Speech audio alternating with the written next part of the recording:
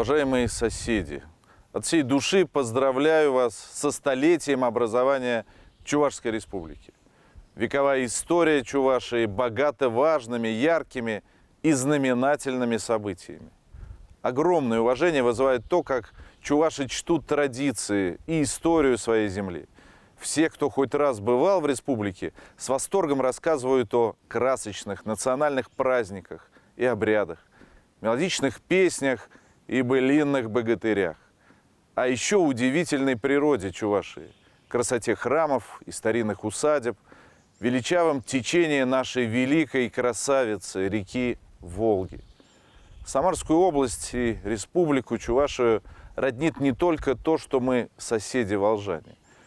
Оба региона славятся своими самыми вкусными конфетами и традициями производства хмельного напитка.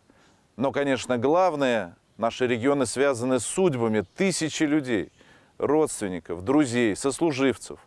Эти связи, как тысячи невидимых нитей, объединяют нас, создают надежную основу для укрепления культурных и деловых связей.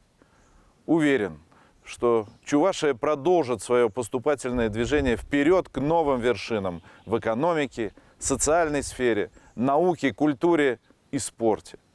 От всей души желаю всем вам, дорогие жители Республики Чувашия, дорогие соседи, здоровья, благополучия, стабильности и процветания родной земли. С юбилеем, Чувашия!